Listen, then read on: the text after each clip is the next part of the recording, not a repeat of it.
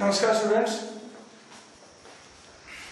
पिछले टॉपिक में हमने किया था electrochemical cell, electrode potential, oxidation potential, reduction potential, electrode potential, EMF, electrochemical cell. इस टॉपिक में हम करेंगे how a electrochemical cell work, working of a electrochemical cell, what is the role of Sardbridge, and how we measure the EMF of a cell. जो ये electrochemical, सबसे पहले तो देखिए इलेक्ट्रोकेमिकल सेल क्या है। इलेक्ट्रोकेमिकल सेल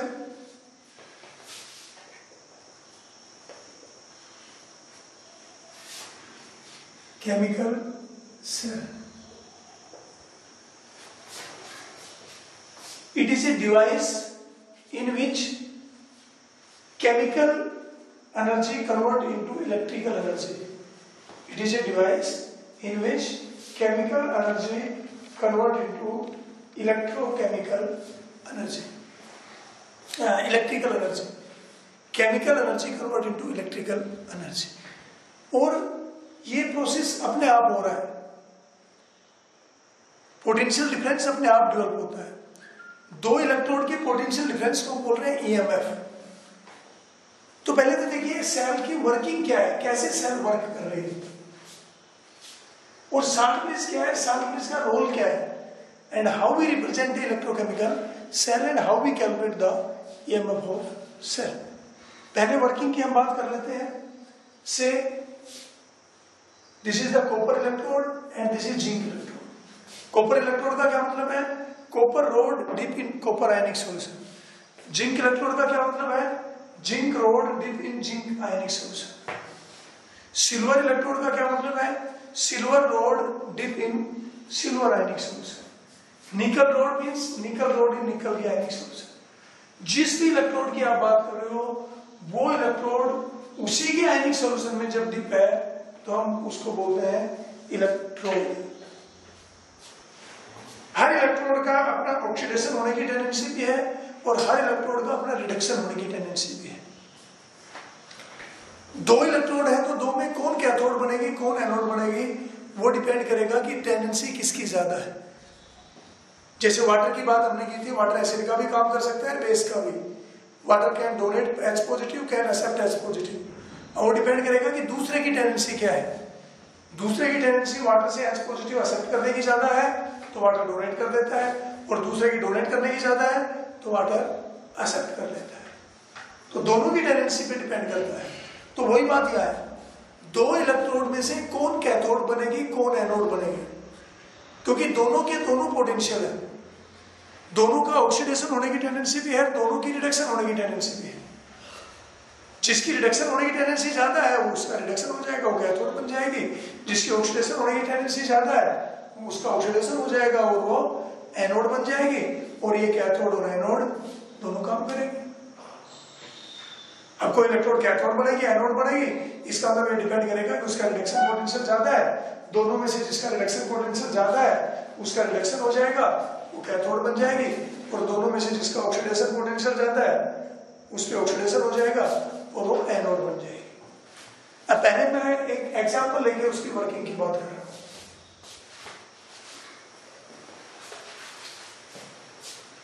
जो ऑब्जर्वेशन की बात की थी कि जैसे ही रिएक्शन शुरू होता है कॉपर आयन की कंसंट्रेशन कम हो जाती है। इसका मतलब यहां पे क्या हो रहा है, जो कॉपर आयन है एक्वस टेक इलेक्ट्रॉन, वो क्या कर रहा है, इलेक्ट्रॉन गेन कर रहा है, और इलेक्ट्रॉन गेन करके वो कॉपर सॉल्यूशन बना रहा है, कॉपर सॉलिड बन रहा है। तो ये जो कॉपर आयन है ये जाके यहाँ डिपॉजिट हो रहा है, और यहाँ डिपॉजिट होने से यहाँ पॉजिटिव चार्ज आ गया। पॉजिटिव चार्ज आने का मतलब यहाँ पे मतलब गेन ऑफ इलेक्ट्रॉन हुआ है, गेन ऑफ इलेक्ट्रॉन का मतलब रिडक्शन, और जहाँ रिडक्शन हो वो कैथोड होगी और उसके ऊपर पॉजिटिव चार्ज आ गया। सॉल्यूशन में सल्फेट आयन ज्यादा हो गए क्योंकि कॉपर आयन तो वहां जाके डिपॉजिट हो रहे हैं। तो इससे क्या हो रहा है, कॉपर आयन की कंसंट्रेशन कम होती जा रही है और सॉलिड रोड जो थी कॉपर की उसका वेट बढ़ता जा रहा है। Reduction will take place in this chamber और इलेक्ट्रोड पे पॉजिटिव चार्ज आ गया और ये पोटेंशियल डिफरेंस क्रिएट हो गया। This is known as reduction potential of copper. इधर क्या हुआ, जो जिंक रोड है वो आयंस में आ गई, जो जिंक सॉलिड है वो डिसॉल्व होके एक्वस बन गया, आयन में आ गया। और जब पहले दोनों न्यूट्रल थे, जितना जिंक 2 पॉजिटिव था उतना सल्फेट 2 नेगेटिव था। अब जब ऊपर से जिंक आयन आएगा तो पॉजिटिव चार्ज बढ़ जाएगा, तो यहाँ रिडक्शन ऑक्सीडेशन होगा और ऑक्सीडेशन हो वो एनोड का काम करेगी और वहां पे नेगेटिव चार्ज आ जाएगा, तो ये नेगेटिव चार्ज आ गया और ये एनोड का काम करेगा, तो it become cathode and it become anode. और यहाँ एक पॉजिटिव चार्ज क्रिएट हो गया एज कंपेयर टू सोल्यूशन, इसको बोलेंगे रिडक्शन पोटेंशियल ऑफ कॉपर। और यहाँ एक नेगेटिव क्रिएट हो गया as compare to solution, this is oxidation potential of anode. और क्योंकि दोनों की अलग अलग टेंडेंसी है, कॉपर अलग एलिमेंट है, जिंक अलग है, दोनों का प्रॉपर्टी भी अलग है, तो दोनों में से एक की ऑक्सीडेशन होने की टेंडेंसी ज्यादा है, इसलिए उसका ऑक्सीडेशन हो रहा है, वो एनोड का काम कर रहा है। एक की रिडक्शन होने की टेंडेंसी ज्यादा है, इसलिए उसका रिडक्शन हो रहा है और वो कैथोड का काम कर रहा है। और ये जो पोटेंशियल डिफरेंस क्रिएट हो गया अपने ही आयनिक सॉल्यूशन के साथ, उसको तो आप बोल रहे हो इलेक्ट्रोड पोटेंशियल। रिडक्शन की वजह से हो रहा है तो रिडक्शन पोटेंशियल, ऑक्सीडेशन की वजह से हो रहा है तो ऑक्सीडेशन पोटेंशियल। अब दोनों रोड के बीच सर्किट ओपन है, circuit is open.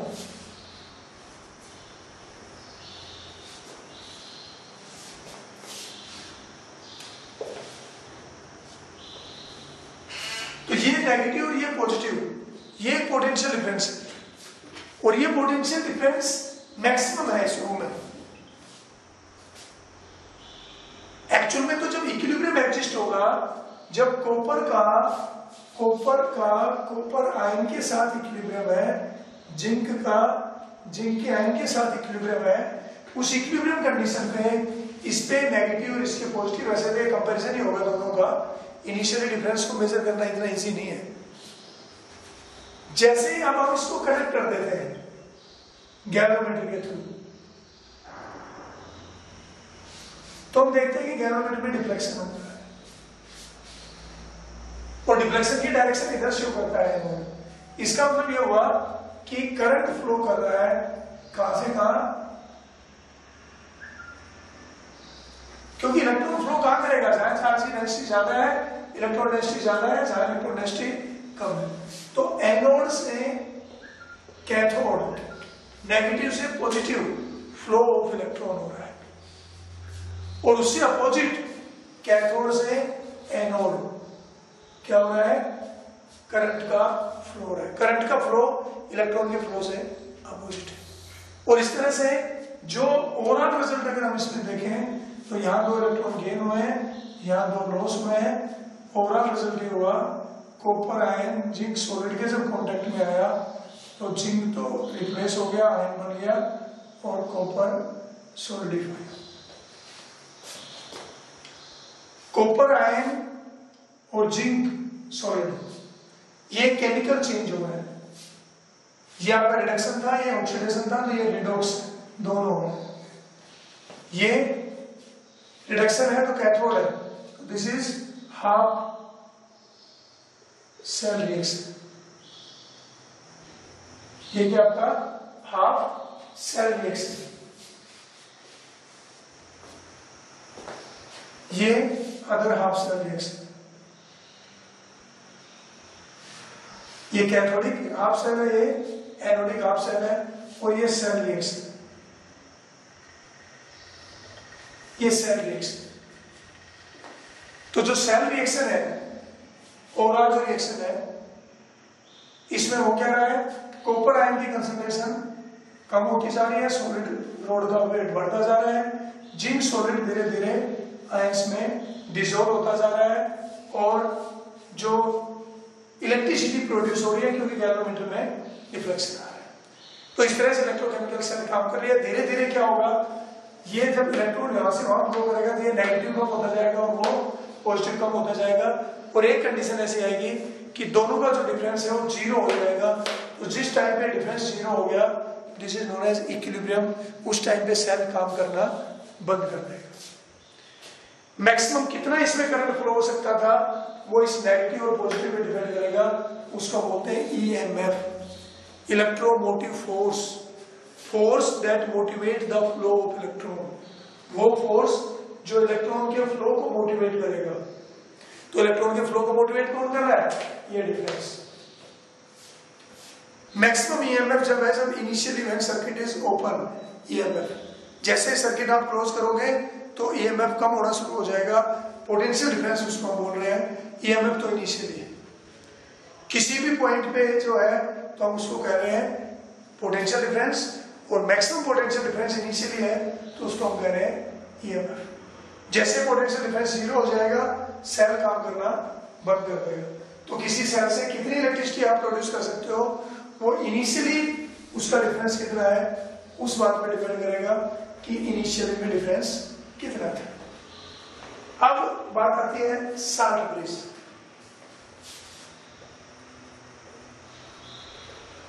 Salt bridge, ये साल्ट ब्रिज क्या है? ये जो हमने ले रखा है ये salt bridge,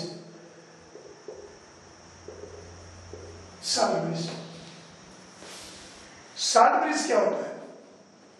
salt bridge actual में एक यू टाइप की ग्लास ट्यूब होती है, यू टाइप की ग्लास ट्यूब है। इसमें हम सैचुरेटेड सॉल्यूशन ऑफ साल्ट,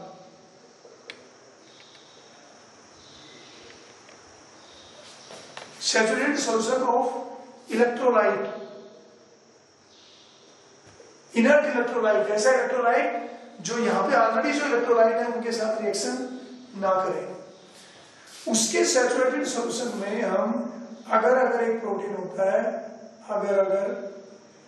अगर प्रोटीन क्या कर लेते हैं, मिक्स कर लेते हैं उसमें, अगर प्रोटीन उसमें मिक्स कर लेते हैं और उसका एक पेस्ट बना लेते हैं, पेस्ट, और उस पेस्ट को इसमें भर देते हैं और फिर यहाँ पे कॉटन लगा देते हैं और इसको फ्रीज कर देते हैं। फ्रीज करने पे सॉलिडिफाई हो जाएगा और एक सॉलिड सेमी सॉलिड वैक्स जैसी एक पेस्ट बन जाएगी और ये फ्रीज हो जाएगा। This is known as salt bridge. U type की ग्लास की ट्यूब ले लेंगे, जो भी इलेक्ट्रोलाइट आपको KCl डालना है, KBr डालना है, जो भी इलेक्ट्रोलाइट लेना है, NaCl लेना है, मान लीजिए मेरे को NaCl लेना है तो NaCl का सैचुरेटेड सॉल्यूशन ले लेंगे, मैक्सिमम अमाउंट ऑफ NaCl जिसमें डिसॉल्व हो वो हम ले लेंगे और उसको अगर प्रोटीन होता है उसमें मिक्स करके जेल टाइप का बना देंगे और वो जेल को जब उस जेल को इसमें भर देंगे और उसको फिर ठंडा कर देंगे। ठंडा करते वो फ्रीज हो जाएगा, सॉलिडिफाई हो जाएगा और दोनों एंड पे कॉटन लगा देंगे। ये आपका बन गया साल्ट ब्रिज। साल्ट ब्रिज में इलेक्ट्रोलाइट इनर्ट होना चाहिए, inert electrolyte.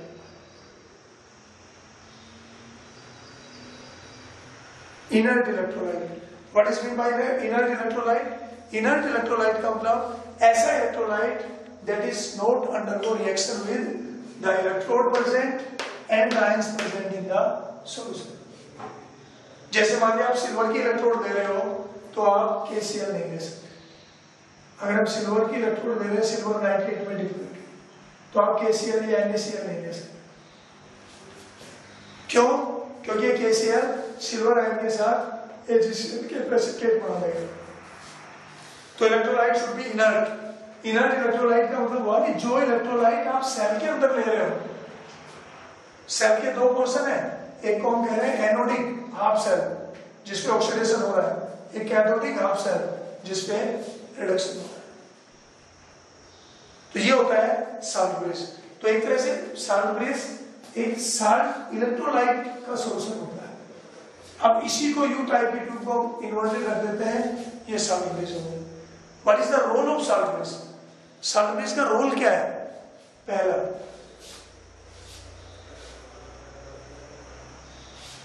To complete the circuit.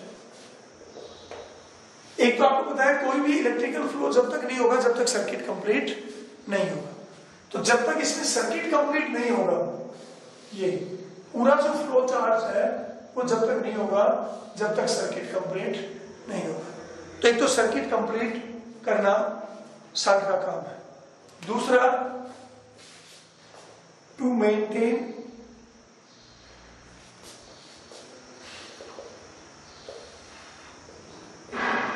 Electrical neutrality, to maintain electrical neutrality, वहां पे इलेक्ट्रिकली न्यूट्रल रहे। अगर इलेक्ट्रिकल न्यूट्रल भी नहीं होगा तो अपोजिट चार्ज के जो आयन है, कैटायन एनायन है, इलेक्ट्रोड से अपोजिट चार्ज के, वो उसके ऊपर डिपॉजिट होके एक अलग से चार्ज लेयर बना लेंगे, that influence the working of the cell. कैसे देखिए, इस नोड पे कैसा चार्ज है, पॉजिटिव, इस नोड पे पॉजिटिव चार्ज है, और जो इस नोड के ऊपर पॉजिटिव चार्ज है, सॉल्यूशन में कॉपर आयन तो वहां डिपॉजिट होते जा रहे हैं, तो सॉल्यूशन में धीरे धीरे क्या होगा, सल्फेट आयन ज्यादा हो जाएंगे। और जब इस नोड के ऊपर पॉजिटिव चार्ज आ रखा है और इसी चारों तरफ सल्फेट आयन ज्यादा हो जाएंगे,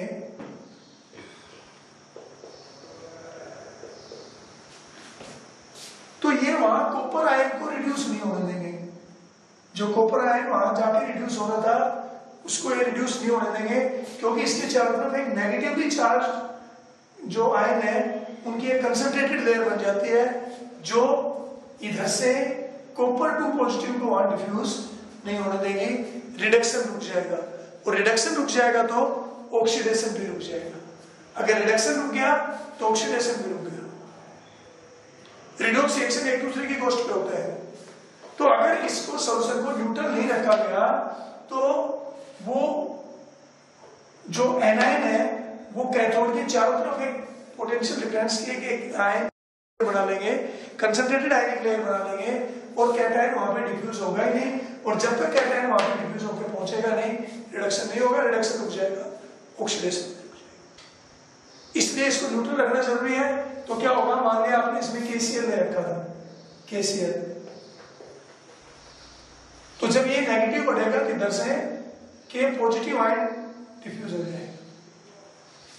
जितना कॉपर टू पॉजिटिव उधर रिड्यूस होगा, इतना K पॉजिटिव, पोटेशियम पॉजिटिव, यहाँ पे या सोडियम क्लोराइड दे रखा है तो सोडियम पॉजिटिव यहाँ पे सॉल्यूशन में आ जाएगा और वो सॉल्यूशन को न्यूट्रल रखेगा, वो उसको इलेक्ट्रिकली न्यूट्रल रखेगा।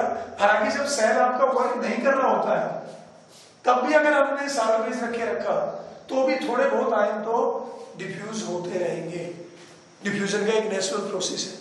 इसलिए साल्ट ब्रिज को तभी हम इसमें डालते हैं व्हेन सेल स्टार्ट वर्क। जब सेल वर्क नहीं कर रहा है तो हम साल्ट ब्रिज को हटा देते हैं।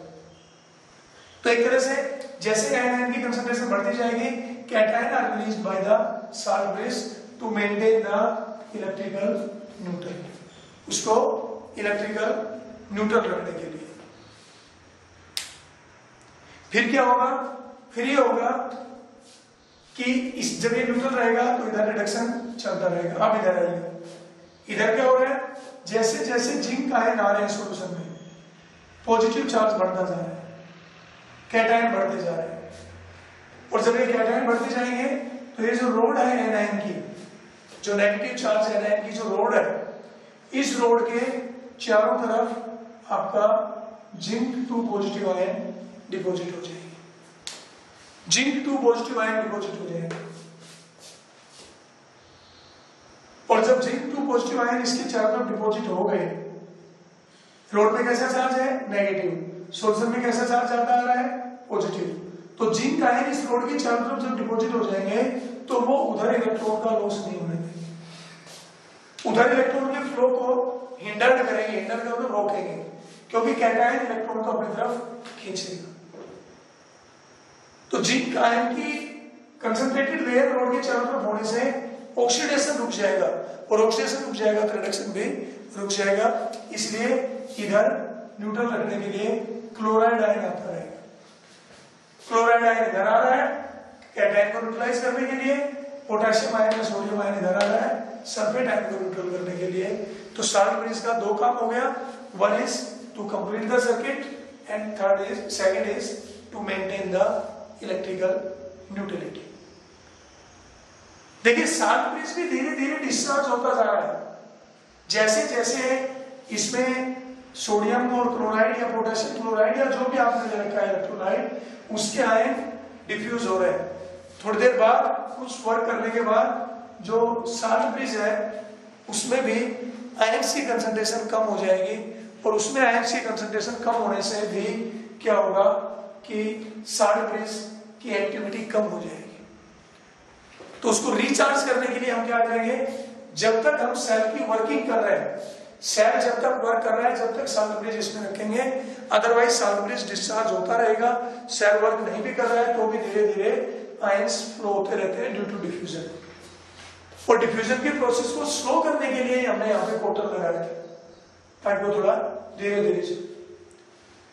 तो जब सेल वर्क नहीं कर रहा होता है तो मान लिया KCl हमने ले रखा है, तो KCl का सैचुरेटेड सॉल्यूशन हम रखेंगे, और साल्ट ब्रिज जब रेस्ट में है, जब हम काम नहीं कर रहे हैं सेल से, तो साल्ट ब्रिज को निकाल के और इस सैचुरेटेड सॉल्यूशन को KCl में रख देंगे ताकि साल्ट ब्रिज क्या हो जाए, रिचार्ज हो जाए। तो this is the salt bridge and what is the importance of salt bridge, what is the function of salt bridge. Electron के फ्लो का सर्किट आप एक बार जरूर समझ लीजिए। आउटर सर्किट में इलेक्ट्रॉन फ्लो हो रहा है,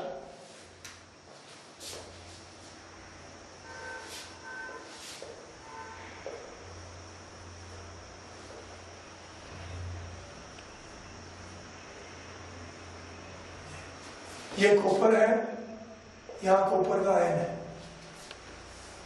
ये जिंक है, ये जिंक का आयन है। सल्फेट आयन का तो कोई रोल ही नहीं है।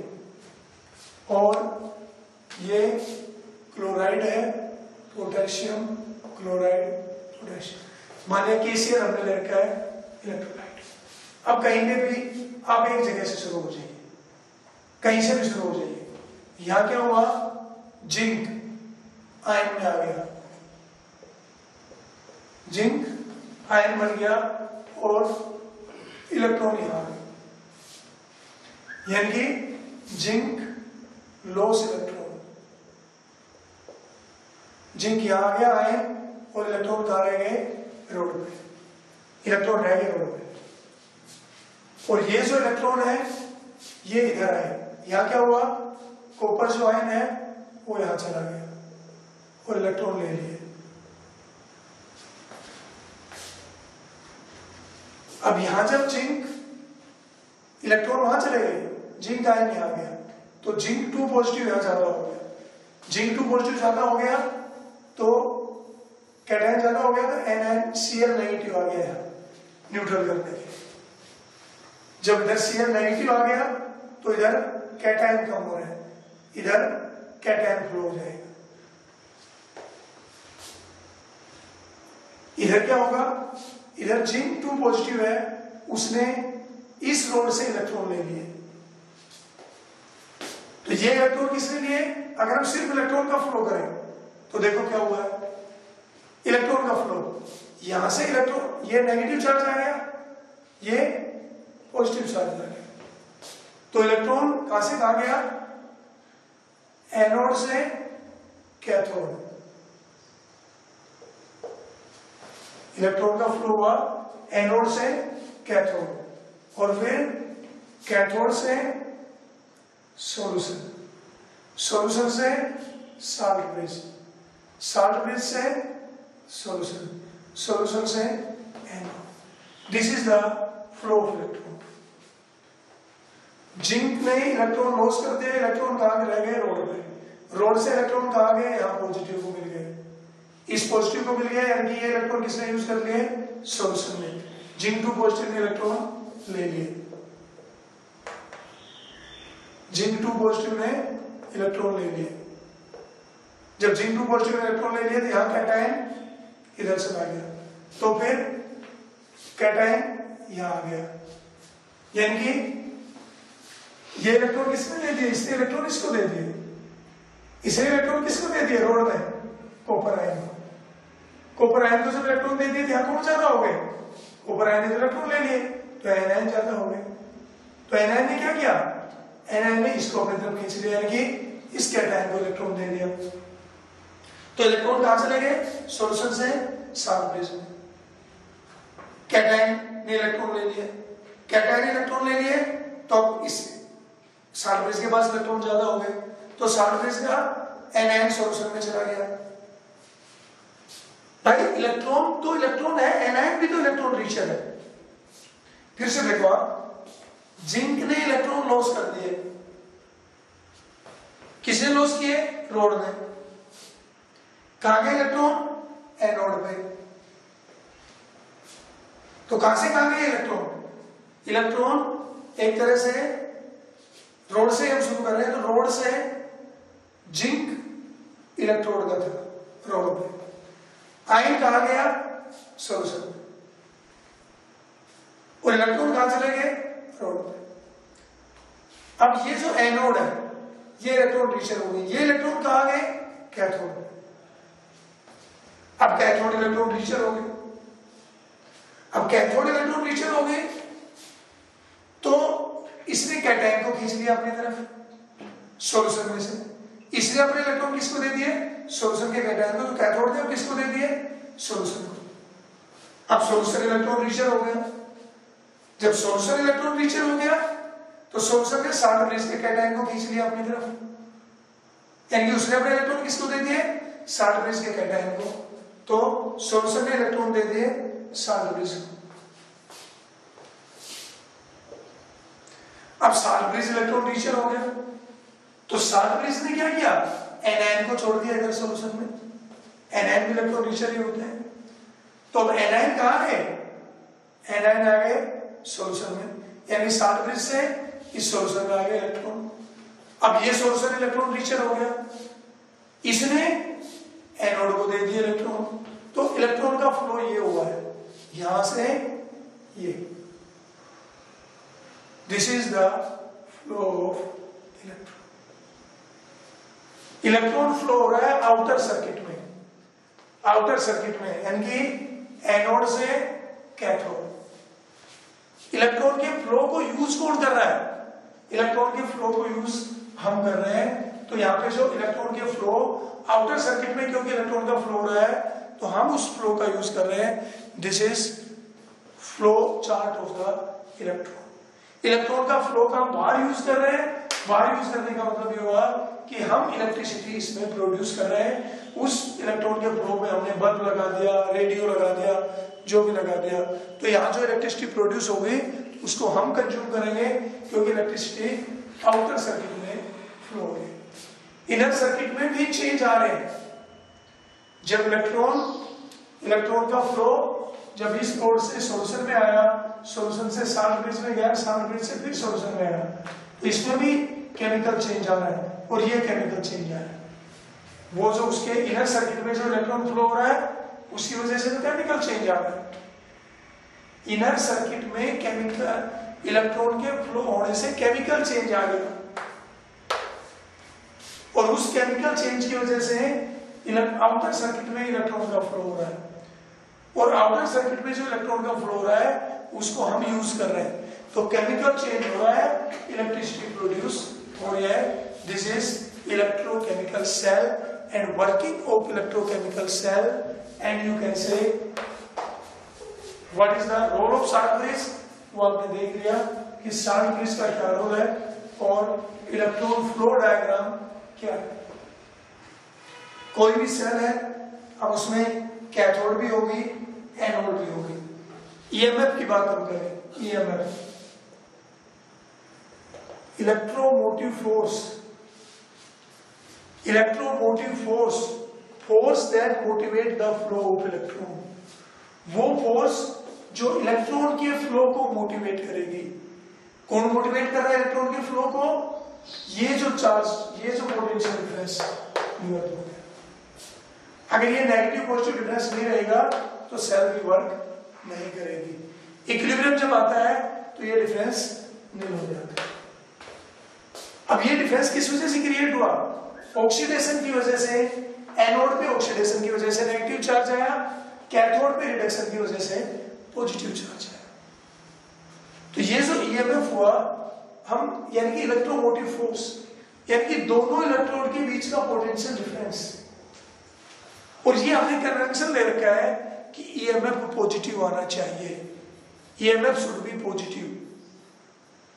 तो ईएमएफ पॉजिटिव कैसे आए? अगर हम यूज कर रहे हैं से रिडक्शन पोटेंशियल, रिडक्शन किसका होगा? जिसका रिडक्शन पोटेंशियल ज्यादा है।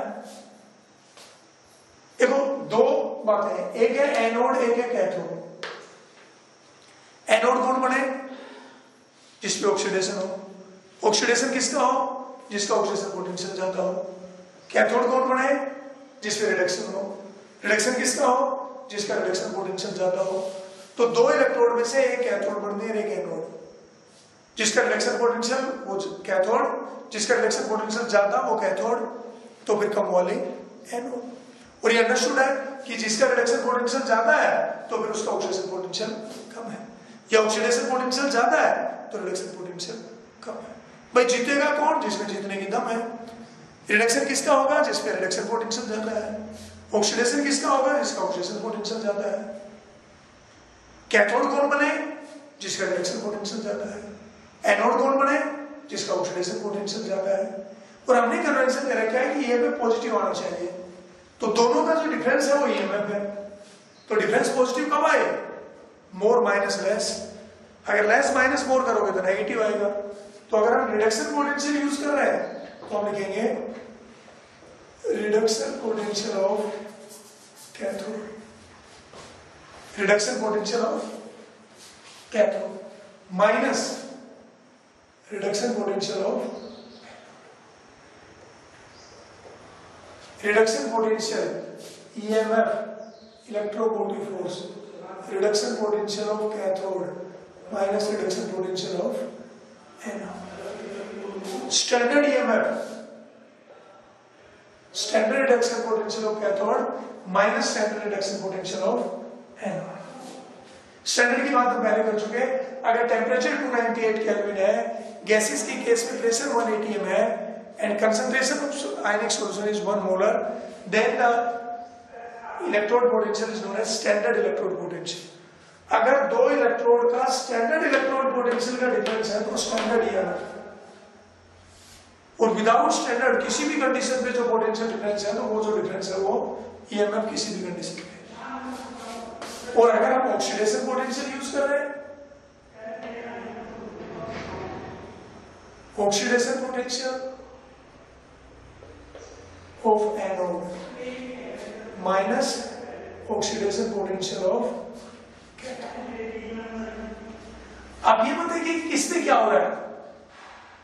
दो का डिफरेंस, या तो दोनों के रिडक्शन पोटेंशियल यूज कीजिए या दोनों की ऑक्सीडेशन पोटेंशियल यूज कीजिए, या तो दोनों के रिडक्शन पोटेंशियल या दोनों के oxidation potential.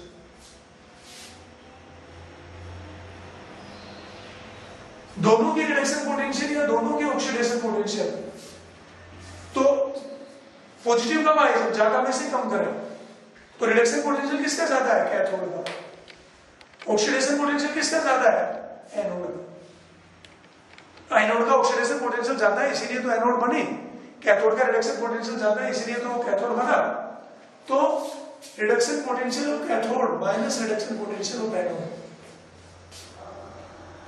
Is standard. Standard अगर यूज कर रहे हैं तो स्टैंडर्ड ये पॉजिटिव आना चाहिए। ये कन्वेंशन है, by convention EMF should be positive. How you identify which act as a cathode, which act as a anode? आपको कैसे पता चले कि कौन कैथोड बनेगा कौन एनोड? एक्सपेरिमेंट से तो कैसे पता चले? दो बातें हैं, थ्योरेटिकली और एक्सपेरिमेंटली। एक्सपेरिमेंट से कैसे पता चले कौन कैथोड एनोड?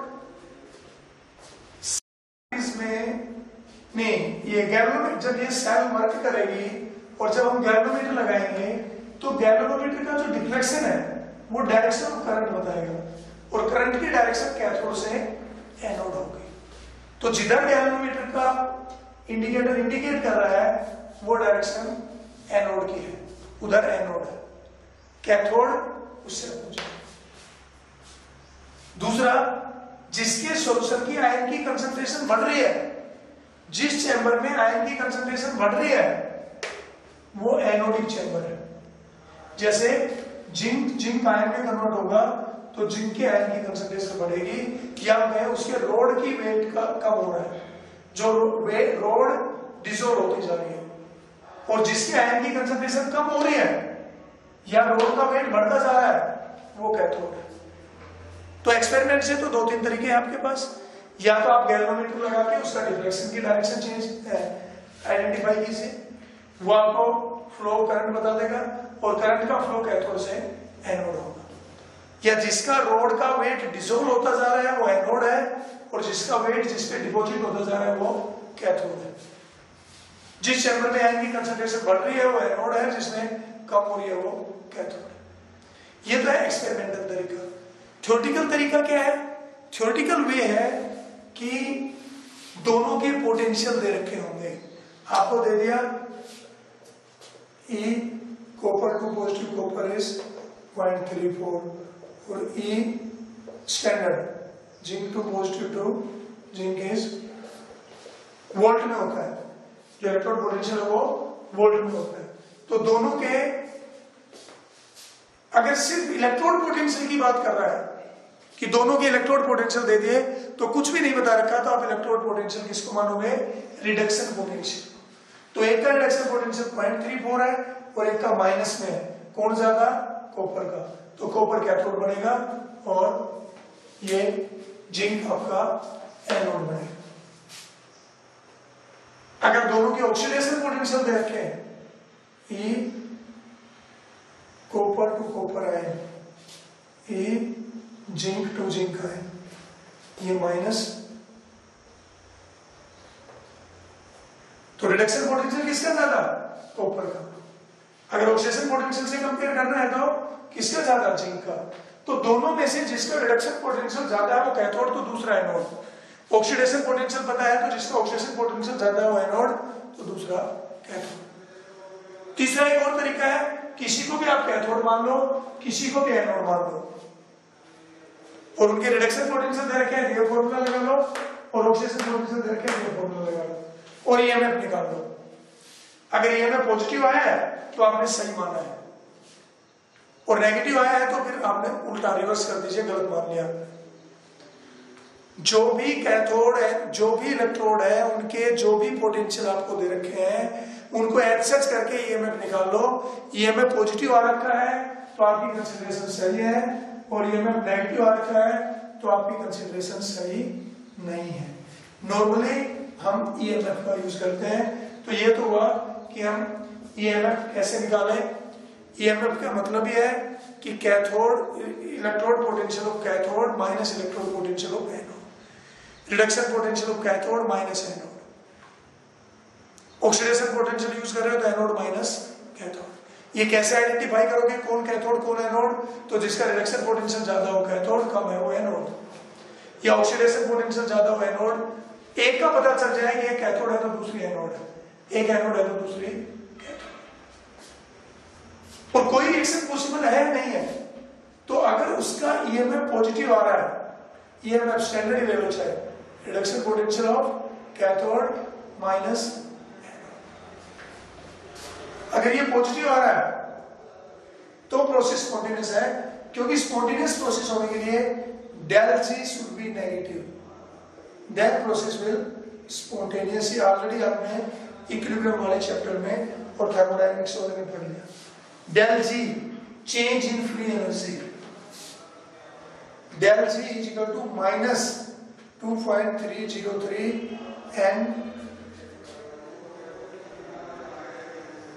NFE। N है नंबर ऑफ इलेक्ट्रॉन, लॉस या गेन जो भी ओवरऑल जो रिडॉक्स रिएक्शन है उसमें how many number of electron loss और गेन। M है फैराडे, जिसकी वैल्यू होती है 96,500 कूलम, यानी कि charge of one mole electron, charge of one mole electron, एक इलेक्ट्रॉन मोल पे जो चार्ज होता है वो एक फैराडे होता है। अगर n मोल इलेक्ट्रॉन वहां पे फ्लो कर रहे हैं तो n फैराडे। इंटेंसिटी फैक्टर और कैपेसिटी फैक्टर वर्क होता है, और डेल जी होती है वो होती है change in free energy, maximum useful work can be done. तो कितनी इंटेंसिटी है कितनी कैपेसिटी है, दोनों को मल्टीप्लाई कर देंगे तो वर्क आ जाएगा। तो डेल जी कब पॉजिटिव आ सकती है, अगर ये नेगेटिव हो। कब नेगेटिव आ सकती है, क्योंकि negative sign is already there. तो अगर ईएमएफ पॉजिटिव होगा तो ही डेल जी नेगेटिव आएगी। अगर किसी रिएक्शन में आपको कोई एक रिएक्शन दे रखा है और उस रिएक्शन में किसी का भी कैथोड एनोड कोई भी रिएक्शन हो रहा होगा, मान लिया आपको दे रखा है copper plus zinc ion give copper ion plus zinc, ये रिएक्शन पॉसिबल है या नहीं है, हमें ये डिसाइड करना है। तो यहां देखिए कॉपर का हो रहा है ऑक्सीडेशन और जिंक का हो रहा है रिडक्शन। कॉपर का हो रहा है ऑक्सीडेशन और जिंक का हो रहा है रिडक्शन। इसका मतलब जिसका रिडक्शन हो रहा है वो कैथोड, तो हम ईएमएफ निकाल दें। और जिंक का रिडक्शन पोटेंशियल मान लिया आपको दिया हुआ है, जिंक का रिडक्शन पोटेंशियल है -0.76 वोल्ट और कॉपर का रिडक्शन पोटेंशियल है 0.34, तो आ गया 1.1। नेगेटिव में आ रहा है EMF, this means this reaction is not possible. क्योंकि अगर ईएमएफ नेगेटिव में आएगा तो डेल जी पॉजिटिव आएगी, नेगेटिव है ईएमएफ भी नेगेटिव है तो नेगेटिव नेगेटिव पॉजिटिव। अगर डेल जी पॉजिटिव आता है तो प्रोसेस स्पॉन्टेनियस नहीं है। अगर किसी रिडॉक्स रिएक्शन में आप cathode minus anode reduction potential करते हो या anode minus cathode oxidation potential करते हो तो ईएमएफ जीरो आएगा। ईएमएफ नेगेटिव आ रहा है तो वो प्रोसेस पॉसिबल नहीं है, और ईएमएफ पॉजिटिव आ रहा है तो वो रिएक्शन फिजिबल है। तो जिस भी कंडीशन में आपको पूछा है कि whether this reaction is feasible और नॉट, पॉसिबल और नॉट, तो आप क्या करोगे, आप उसका ईएमएफ निकाल लो। ईएमएफ अगर पॉजिटिव आ रहा है तो वो प्रोसेस पॉसिबल है, और पॉजिटिव नहीं आ रहा है तो वो पॉसिबल नहीं है।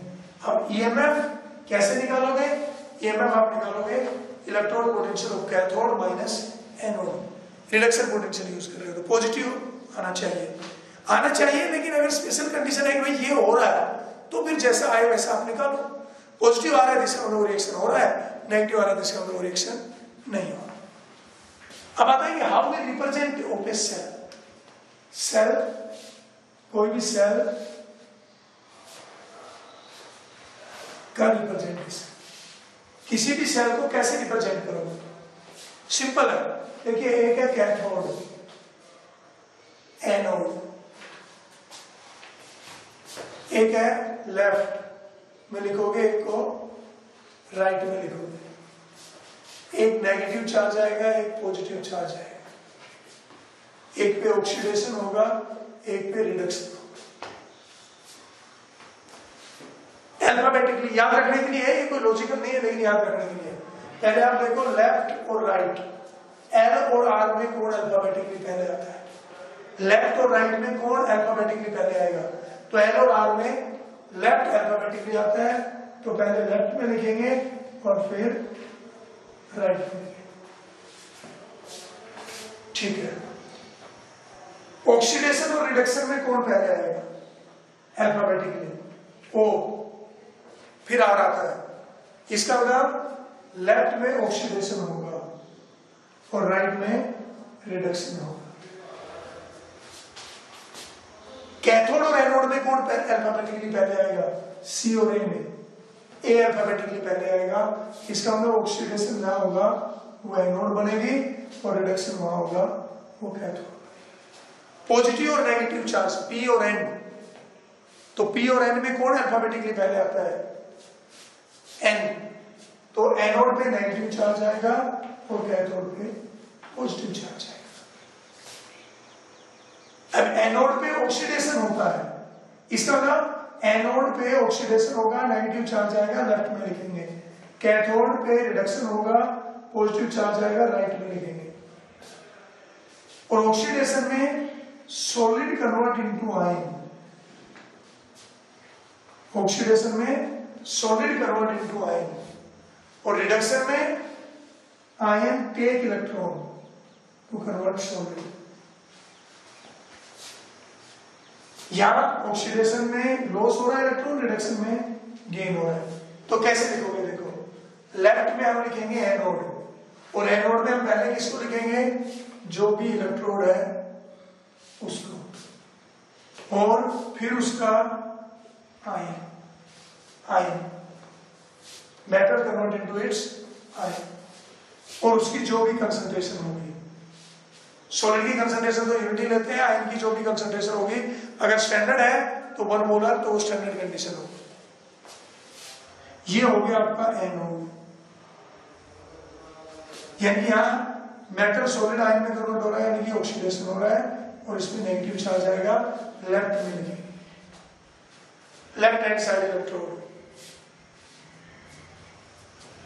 Salt bridge, double vertical line represent the salt bridge. फिर इधर राइट में लिखेंगे कैथोड। कैथोड में आयन गेट रिड्यूस, कैथोड में कोई भी आयन है say P N positive take an electron and convert into P। तो यहां क्या हो रहा है, ऑक्सीडेशन, यहां क्या हो रहा है, रिडक्शन। अब यहां इसकी कंसंट्रेशन लिखेंगे, जो भी इसकी कंसंट्रेशन होगी। अगर कोई सेल की रिप्रेजेंटेशन आपको दी हुई है, तो आप जैसे यही डेंजर सेल को अगर हम रिप्रेजेंट करें कॉपर जिंक को, जो नॉर्मली लैब में हम यूज करते हैं, तो देखो कैसे लिखेंगे। एनोड का कौन काम कर रहा है, जिंक, तो जिंक पे क्या हो रहा है, zinc solid convert into zinc ion, और जो भी इसकी कंसंट्रेशन। ये आपका एनोड का रिप्रेजेंटेशन है, और ये double vertical line salt bridge का रिप्रेजेंटेशन, और कॉपर आयन कंसंट्रेशन जो भी इसकी होगी कन्वर्ट इनटू कॉपर सॉलिड, ये रिडक्शन। तो लेफ्ट में एनोड, राइट में कैथोड। एनोड पे ऑक्सीडेशन और कैथोड पे रिडक्शन। किसी भी सेल के रिप्रेजेंटेशन से, देखो ये तो अल्फाबेटिकली बड़ा इजी है। लेफ्ट में एनोड, एनोड पे ऑक्सीडेशन नेगेटिव चार्ज एक्वायर करेगा, solid convert into ion. Right में कैथोड, रिडक्शन होगा, पॉजिटिव चार्ज आएगा, आयन कन्वर्ट इनटू सॉलिड। कोई सेल का रिप्रेजेंटेशन दे रखा आपको, से silver solid, silver ion,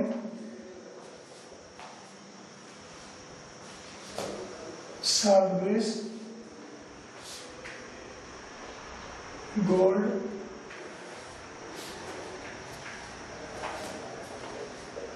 gold solid, ये दे रखा है। और इससे आपको सेल रिएक्शन क्रिएट करना है, सेल रिएक्शन। तो सेल की रिप्रेजेंटेशन से आपको यह पता चल जाएगा कि ये हो रहा है ऑक्सीडेशन, सिल्वर से सिल्वर पॉजिटिव, और ये हो रहा है रिडक्शन, गोल्ड पॉजिटिव से गोल्ड, रिडक्शन। इसका मतलब ये काम कर रहा है एनोड का लेफ्ट में, और ये काम कर रहा है कैथोड। ये में अगर हम निकालते हैं तो कई बार हम कह देते हैं electrode potential of right hand side electrode, क्योंकि राइट हैंड साइड में कौन होती है, cathode, minus electrode potential of left hand side electrode,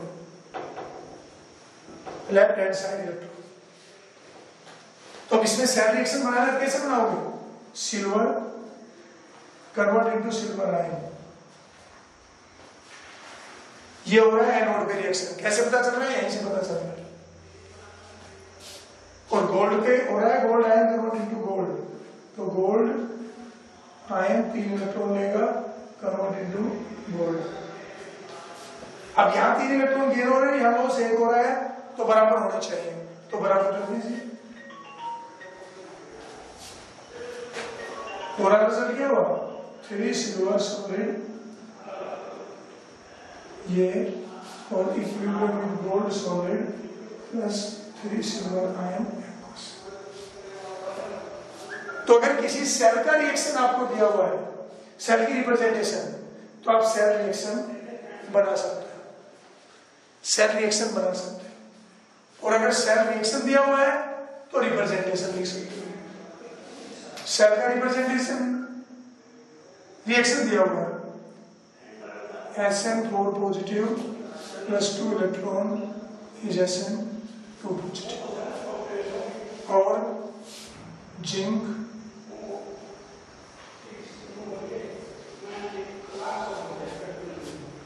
reaction दे रखे हैं। तो ये रिडक्शन है तो कैथोड होगा, ये ऑक्सीडेशन है तो एनोड। रिडक्शन ऑक्सीडेशन कैसे पहचानोगे, बहुत बार कर चुके। इलेक्ट्रॉन का गेन हो रहा है, रिडक्शन लॉस हो रहा है, ऑक्सीडेशन। ओवरऑल रिएक्शन लॉस और गेन इलेक्ट्रॉन के बराबर होने चाहिए।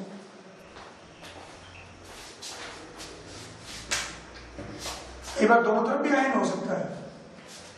तो इस सेल का रिप्रेजेंटेशन कैसे लिखेंगे, पहले एनोड लिखिए, एनोड जिंक सॉलिड, एक वर्टिकल लाइन जिंक आयन और इसकी कंसंट्रेशन जो भी है, ये तो हो गया एनोड, जिंक से zinc ion. Double vertical line salt bridge, फिर रिडक्शन SN4 पॉजिटिव आयन है तो कंसंट्रेशन। सिंगल वर्टिकल लाइन, दूसरा भी आयन है तो आयन नहीं लिखेंगे और आयन की कंसंट्रेशन। किसी भी सेल को कैसे रिप्रेजेंट करेंगे, लेफ्ट में एनोड राइट में कैथोड। एनोड पे ऑक्सीडेशन, कैथोड पे रिडक्शन। एनोड पे नेगेटिव चार्ज, कैथोड पे पॉजिटिव चार्ज। कैसे कैसे आप बता सकते हो कौन कैथोड कौन एनोड, या प्रैक्टिकली तो बता दिया आपको रिएक्शन से, या फिर कैथोड एनोड का वेट लॉस हो रहा है गेन हो रहा है। जिस इलेक्ट्रोड को वेट लॉस हो रहा है वहां पे ऑक्सीडेशन हो रहा है और जिसको वेट गेन हो रहा है वहां पे रिडक्शन हो रहा है। या आयनिक सॉल्यूशन से जिसका आयन की कंसंट्रेशन बढ़ रही है उसका ऑक्सीडेशन हो रहा है और जिसका आयन कम होता जा रहा है उसका मतलब रिडक्शन होता जा रहा है। वो तो हो गई एक्सपेरिमेंटल बात है, गैलोमीटर के फ्लो से देखें। थ्योरेटिकली कैसे पता चले, तो या तो आपको ऑक्सीडेशन रिडक्शन पोटेंशियल दे रखे हो, जिसका रिडक्शन पोटेंशियल ज्यादा हो कैथोड और कम हो एनोड, या ऑक्सीडेशन पोटेंशियल ज्यादा हो एनोड या कैथोड। नॉर्मली आप रिडक्शन पोटेंशियल का यूज कीजिए, बाकी हम ऑक्सीडेशन पोटेंशियल से भी बता सकते हैं। या फिर आपको या तो पोटेंशियल दे रखे हो या आपको सेल का रिएक्शन दे रखा हो, तो भी आप बता सकते हो जिसमें ऑक्सीडेशन हो रहा है रिडक्शन हो रहा है। या फिर आपको सेल का रिप्रेजेंटेशन दे रखा हो और रिप्रेजेंटेशन से सेल का रिएक्शन बना सकते हो और सेल के रिएक्शन से सेल की रिप्रेजेंटेशन कर सकते हो। हाफ सेल रिएक्शन है ऑक्सीडेशन, हाफ सेल रिएक्शन है रिडक्शन, और दोनों को मिला दोगे तो बन जाएगा सेल रिएक्शन, जो हो जाएगा रिडॉक्स रिएक्शन। आयन की कंसंट्रेशन जानना जरूरी है, सॉलिड की कंसंट्रेशन और प्योर एलिमेंट की कंसंट्रेशन हम यूनिटी मान लेते हैं, लेकिन जो आयन होगा उसकी कंसंट्रेशन हम लेके चलेंगे। तो अभी जो आज हमने जो टॉपिक करवाया आपको, वो करवाया है how a electrochemical cell, what is a electrochemical cell, what is the working of electrochemical cell, कैसे वर्क करती है, what is salt bridge and what is the significance, what is the role of salt bridge, function of salt bridge, then how we calculate the EMF, and last one is the representation of a cell. अब आगे हम क्या करेंगे कल कि how we measure the electrode potential and what is electrochemical series and its application. कल ये chapter कर देंगे हम, उसके बाद फिर आगे जब तक आप बैलेंसिंग ऑफ केमिकल इक्वेशन कीजिए और इसको भी आप एक बार थ्योरेटिकली पढ़िए। Thank you.